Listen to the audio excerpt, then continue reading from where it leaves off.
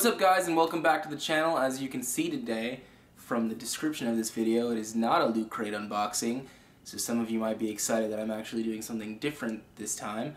But there's been a lot of people on my Tumblr who've been wanting me to talk about the movies I've seen, so this is kind of a quick movie review of certain films that have come out in the past month or so.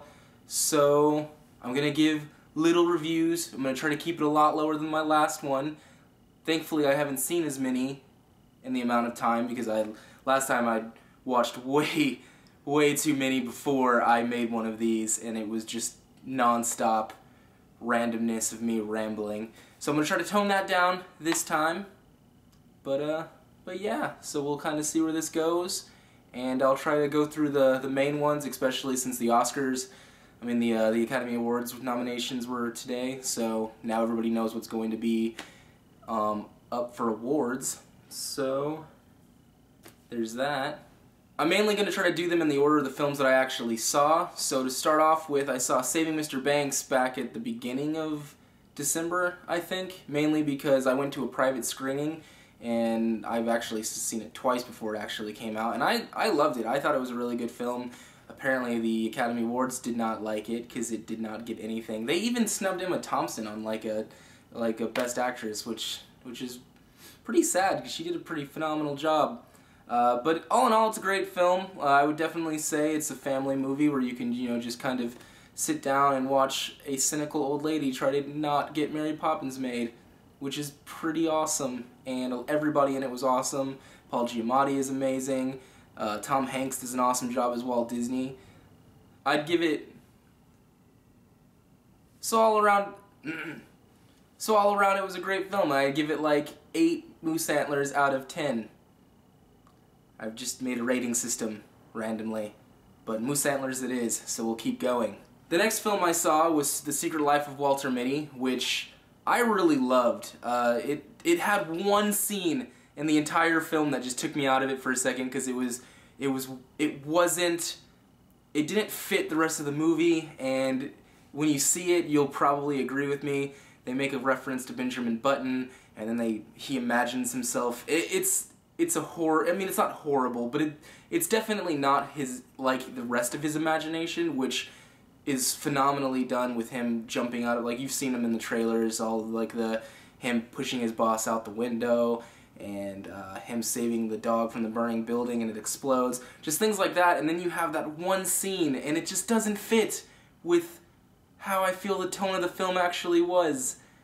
But that could just be me. But everything else was awesome. It was definitely one of those movies that you left the theater wanting to travel. And I left there thinking well, yeah, I'll just, sell everything and just travel the world. But I'm still here, so obviously I did not do that. I'd give it I'm gonna give it another 8 moose antlers out of 10. So there's that. The next film I saw was Anchorman II, and it was very disappointing. I did not like it as much as the people in the theater did, and I think it's mainly because it was just a lot of the same bit over and over again, and they kept going with the yelling act, and there's a scene in that movie where it goes on for way too long, and everyone in the theater was laughing, and I was seriously staring at the screen trying to figure out what was funny, because I thought parts of it were funny. There's certain parts of the film that you could definitely see were worth filming, and then other parts that just didn't do it for me. Anchorman 2 was just not my film. I would give it 5 moose antlers out of 10, if that, but it's not something that I would just watch Anchorman. The first Anchorman, just watch that. That's all you need. You don't need to see the second one. Maybe you like that. Maybe you did like it. I did not enjoy it. The next film on my list was American Hustle, and I was not expecting this movie to be as much of a comedy as it was. I thought it was really good. It definitely isn't I would say it was probably number 4 on my top 3 list, well, we haven't even talked about the other movies yet. We'll get to those in a second. I'll give you my top 3 at the end. But American Hustle was really good. Everybody was pretty solid. Jennifer Lawrence's character was pretty funny. There was moments between Christian Bale and Bradley Cooper that were pretty intense. And honestly, the trailer definitely, for me, especially the one where all it is Led Zeppelin playing, didn't portray exactly what was going on in the film. Like, I thought it was just going to be about con artists, and it definitely deviates from that a little bit. It's still a really good movie. There's a lot of people that show up and you're just kind of shocked that you weren't prepared to see them, unless you stalked the IMDb page or something. But it's definitely worth a watch. I would give this one, yet again, 8 moose antlers out of 10.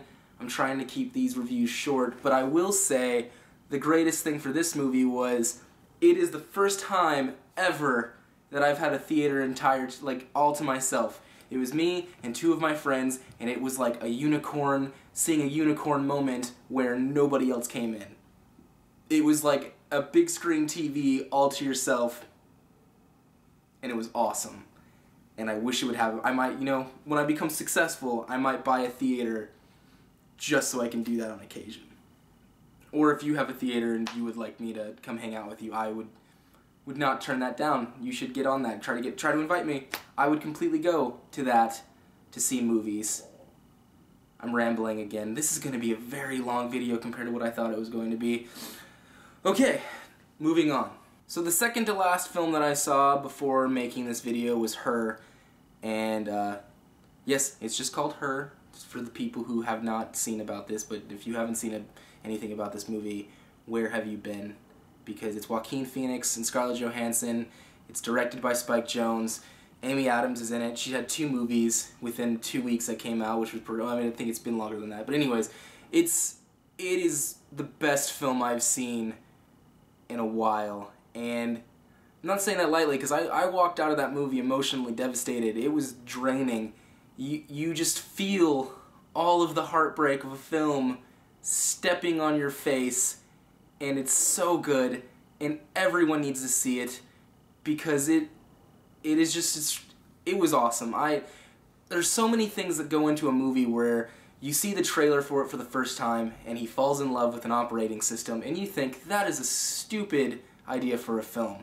And then you watch it, and within the first 10 minutes of their interactions, you completely understand why somebody, like in a futuristic world, when they talk like that, you could maybe potentially see that happening, and it kind of, you just need to see it. It's so good. It's such a good movie. One of the things that I found shocking was apparently Scarlett Johansson was recast. Like, she came in after the film was done, and she read lines for it because somebody else did everything, and Spike Jonze felt that it just didn't feel right. So they brought Scarlett Johansson in, and she kicked it out of the park. It's so good.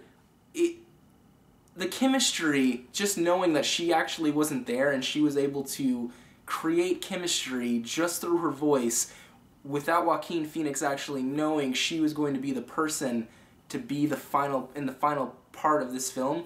It's so amazing, and there's little things, you need to watch it. I'm gonna probably go back and see it, because there's so many things that are happening in the background, and this world is really showing like a different side to how we would become reliant on technology. And you're on your phones, I mean, I'm on my phone so much as it is, and just, you create a character to go along with a phone, or it was on everything. It's just, you create a world that's believable, and I'm rambling, but it's so good. I can't stop talking about this movie, and I probably won't stop talking about this movie, and people are going to become very annoyed with me, but I haven't had this strong of a feeling about a film in a very long time, and just go see it. I'm giving it 9 moose antlers out of 10. I can't give it 10 because that would just be too much, and no one would believe me, even though this is a completely new rating system. But I'm going to give it 9, because, I mean, not every film is perfect. I mean, there's definitely some hokey parts in anything, but, I mean, this movie comes damn close to just being completely perfect, and it'll be the best ever. But I have other films that are my favorites, but this one definitely tops the list. This is number 1 of my movie viewing experience over the past bit. Last night I saw Inside Llewyn Davis, and that is a movie that shows you how messed up things can get for a person, even though they're talented. It just, his out, like, no, he can't catch a break in that movie. It is a really good movie. The Coen brothers did an awesome job. I've always loved the Coen brothers. But it's just, it's a different kind of devastation to watch on screen because he can't catch a break and everything goes wrong. And the music is phenomenal. I've been playing the music in my head all day and I can't stop thinking about it because it sticks with you. It's one of those films that you watch it and then you just kind of relive. It's like it's like you're seeing a window of this man's life, and he's just, it takes place in the 60s. He's a musician, he's like folk singer, and he's phenomenal. And Oscar Isaac did an amazing job of doing everything himself. And I loved it. I thought it was a really good movie. There's definitely some moments where you kind of feel a little bit confused with what's going on. I couldn't understand Garrett Hedlund's character, what he was saying some of the times, because it was just so raspy and undertoned. But I mean, that's just because I probably wasn't paying attention as I should have been. It was good. I'm losing my words as I'm trying to talk to you guys, and it's happening. And the music was just my favorite part of this movie. And I love folk songs and like just the folk genre, and this movie just captures it in such a perfect way of showing like the emotion that goes behind it, especially when you find out like just his past and like what kind of keeps driving him to try to keep doing it. And it's kind of like him taking up the torch. And once you see it, just go see it. I don't want to ruin these movies for you, so I'm trying to like be as obscure as possible without trying to like saying anything too much with it's like, oh well, now I don't have to see it. So I'm trying to make these as less like not spoiler-ish. Somebody else can spoil these for you. Go see the movie. I'm gonna give this one 9 out of 10 antlers. It was that good, and everyone, all the talent goes into this. Carey Mulligan's characters seem to get angry at very random times, and it just didn't seem like I can't imagine somebody being that angry. But maybe if they're in that position, you could be that angry. I don't know. More rambling. Oh god, this is going to be a long video. And finally, I left this one for the end because apparently there's a lot of controversy when this film came out. But Wolf of Wall Street, it's a 3-hour Wall Street epic. And a lot of people say it glorifies what this guy did. And I didn't really, I mean, it definitely glorifies. It makes it seem, it makes it like when you watch it, you're seeing this man who loves money and he does anything to do it. But I took it as, it shows how delusional he is. There's a scene in the movie where he's talking to he's talking to a crowd of people, and in his eyes, you can just see him convinced that everything he's doing is benefiting everyone in that room. And everyone's looking back at him like he's a god. And it's just a perfect moment of how far gone these people actually are. That the money has taken over their lives to a point that they can't see how wrong it is. And they'll do anything to keep that. And I could see how a lot of people were offended by it because, you know, a lot of people were hurt by what the actual man did. But I think it was the best way to come across where you're actually seeing how these, instead of trying to make it like from the outside looking like in, it was from the inside looking out, and it was so well done. The movie's very explicit, so if you're not used to very explicit, this is probably the most explicit film I have ever seen in theaters, and I mean not the most explicit, but it definitely tops the charts on the sex scenes. Really good film though. The story to tell you though. So we go in to see this movie, my friends sit down, and in front of us a family of 6 comes in. The 2 parents have an 8-year-old, a 9-year-old, and maybe a 13-year-old. These kids were really young, and then I thought I was in the wrong movie because there's no way a parent could take a kid to see these movies. And so the film starts, and within the first 2 seconds of the opening, it's a sex scene, a very explicit sex scene, and they still stayed in the theater 10 more minutes before they took their family out. And I'm glad they did, because that movie kind of just goes completely downhill from there. I mean, if you can imagine, like, explicit sex scene traveling downward, it's definitely not for children. And I mean, like, I don't understand how you make that decision to take your kid to see Wolf of Wall Street. Nothing in that name makes you think it's going to be child friendly or child interesting. I don't get it. I didn't understand it. But I'm going to give this movie 8 antlers out of 10. Clearly, the only film that I didn't like was Anchorman. But all I'm saying is, these are a little bit, maybe, just how I described it, maybe you will now have a better view of what you should go see, or maybe what you want to see. Maybe I did a horrible maybe I did a horrible job of explaining all of this stuff to you, but I just, you know, I just sat down to get in front of a camera. You clicked on the link to watch this. So we'll see how you guys do. Leave comments below. Let me know if you guys agree, disagree. I'm open to being yelled at in the comments. That's what it's there for. This is YouTube after all. But if you're on Tumblr, you know, just shoot me an ask. Tell me what you thought of it or what you thought of the films. Try to subscribe.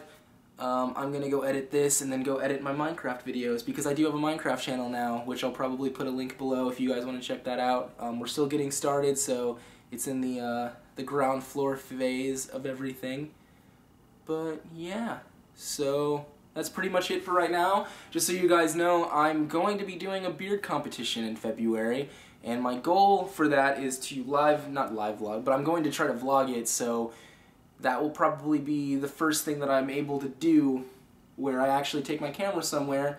I'm hoping to meet a lot of people, you know, just learn more about how to get this a little bit tame. I mean, not tame, but I don't know. I love my facial hair, so I'm definitely excited to, you know, go to a beard competition and kind of just see how that goes. This counts as a baby beard because it's under 1 foot, so I'm in the baby beard category and I can't use any styling stuff for it. That's my other plan. I think I'm going to do another beard video because you guys seem to like that. It's the ones that have the longest views on my page, so I might just show off all of how I've stepped my beard game up from the last time I was on camera, so that'll probably be right after the Loot Crate video. I think that's going to be the next one I do. So, alright, enough rambling for right now. The T-Rex says goodbye, I say goodbye, and you guys have a nice night. It's good talking to you guys, Mies. Okay? Remember, you're my favorite, and bye.